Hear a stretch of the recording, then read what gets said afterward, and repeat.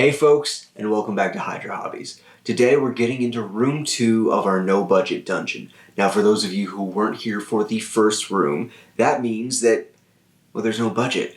Everything we make the dungeon out of has got to already be in this room. In fact, the whole purpose is to make an amazing dungeon that the players will enjoy and kind of work through some of that crafting backlog of, stuff we collect that I think all of us probably have. Now that said, here is your warning.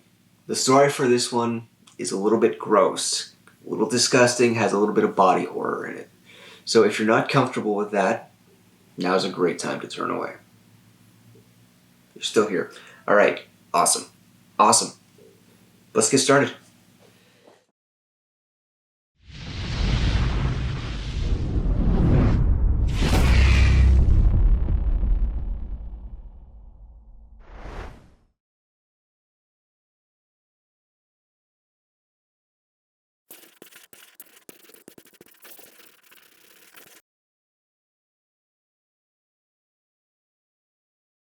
Okay, so the first room of our dungeon was a combat challenge. We came out of the gate swinging. We had some antibody enemies try to push the player characters into vats of stomach acid. Pretty disgusting, pretty fun. For room 2, I want to do something totally different. I like to do a skill challenge, or a way for the player characters to show off what they're best at, to be creative, and for the players to get a chance to show what they think is cool about their character. Now, I said in the last video that I'd already learned a few things from building the first one, so I'll get into that, but I want to design the skill challenge first. When the player characters enter the next room, which is long and narrow, they see a sort of membrane at the end with this pulsing, thick fluid behind it. Now, let them walk around, let them investigate a little and check things out. This is not combat now, so they've got a chance to sort of investigate the area around them and just enjoy the grossness of it, such as it is. When they approach the membrane at the end of the hallway, they're going to try to figure out how to proceed, probably do a little investigating, and then eventually someone is going to suggest just cutting it open. And you can lead them to this by, pointing out how thin it is as they investigate it. But there is that fluid behind it. And this is supposed to be like, and again, I apologize for this being such a gross dungeon, but this is supposed to be sort of like lancing a boil.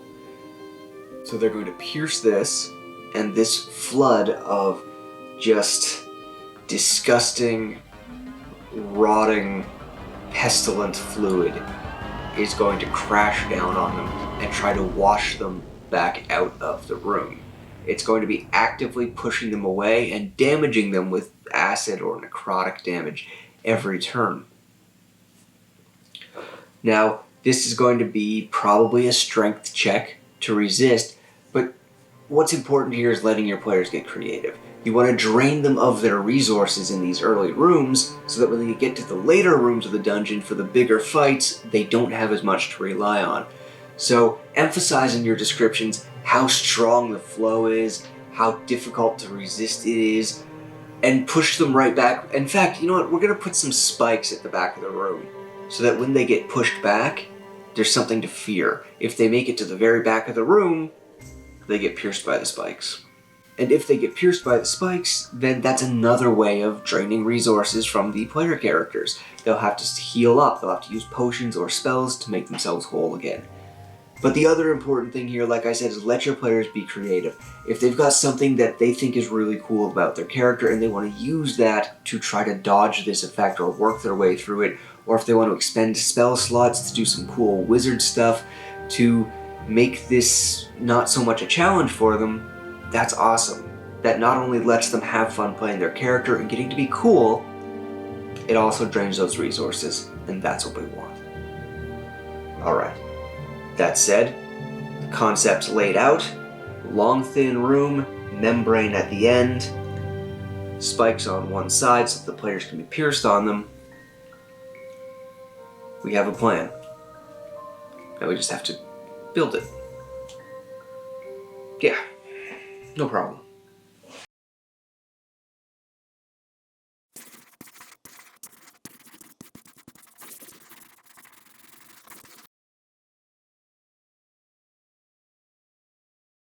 I start by measuring a rough size and length for the room onto some leftover foam board. I want to make two versions of the door that's going to go at the end of the room, one with the film over it, and one that has been pierced so that the players can escape. So I cut two pieces for that as well.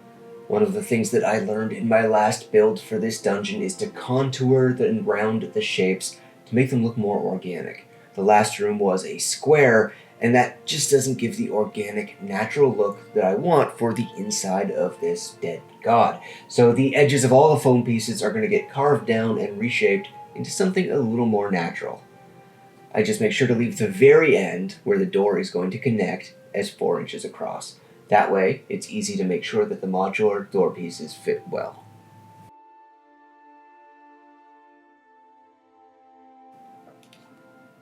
I already know that I have the perfect pieces for these door frames buried in my bits boxes, and I know that because I have had them forever. So it's good to actually see these get used. So I'm not sure what these are. I think they were maybe from some furniture packaging a long time ago. I don't really remember, but they've been in these boxes forever. They're going to make great doorways.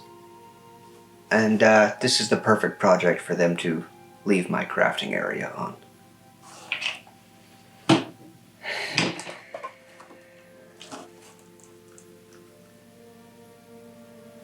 Keeping this too. The door frames get glued to the ends of these smaller foam sections, since those are going to be my modular door pieces.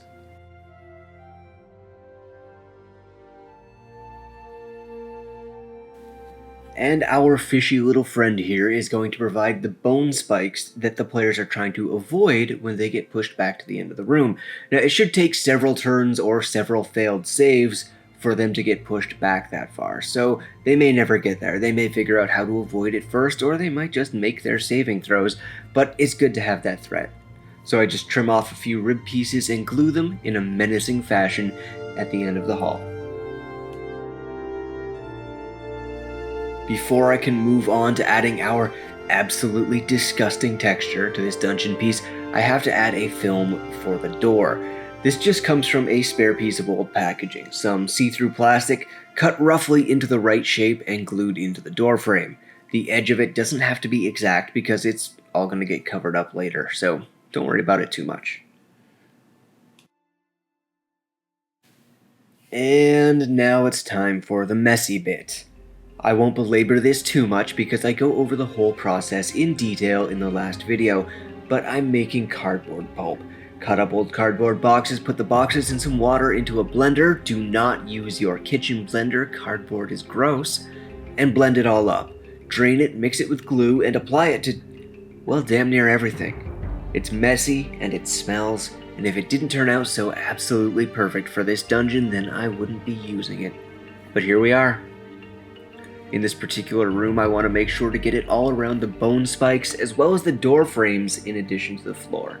This is going to take a while to dry, so once it's on there, you can pretty much just walk away.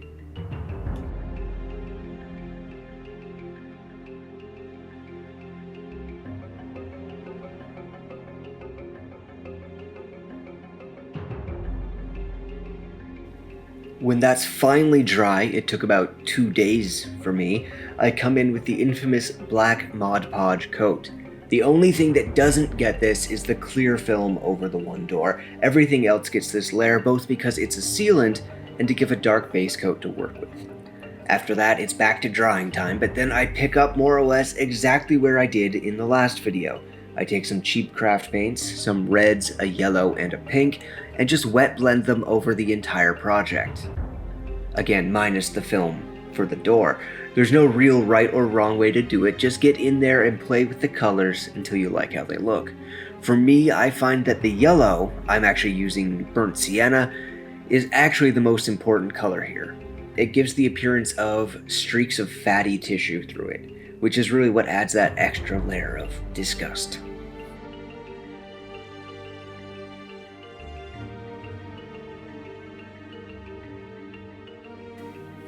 And finally, I do a crimson oil wash over the entire project. Again, minus the film, I have something else I'm going to do for that a little later. Now, you absolutely could use an acrylic wash for this, but there are several reasons to go with oils instead. It's cheaper, it's more pigment dense, you get finer control over the appearance, and this is a big one, there's no risk of reactivating the glue that is keeping our cardboard pulp together. If you leave a homemade acrylic wash on this especially, there is a chance of reactivation. I don't want to risk it, so for all of those reasons, I go with an oil wash. It's finally time to address that clear plastic door. I take some thinned down yellow paint to maintain the translucency and paint it all over the surface. This will help make it look more organic, like the players have run up to the wall of an intestine. Ew.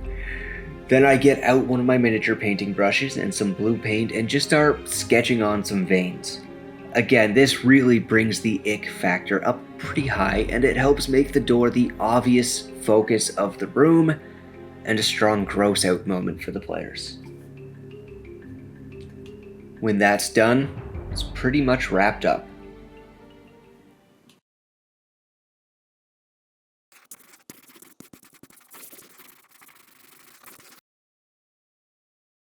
And here is the final disgusting result of all that work. I love it.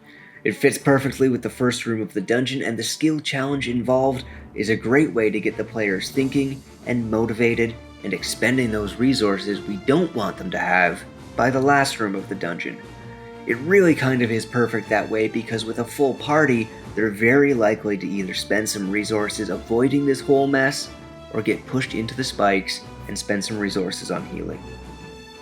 It also continues the theme from the first room of the dungeon itself actively trying to expel the heroes, to kick them out.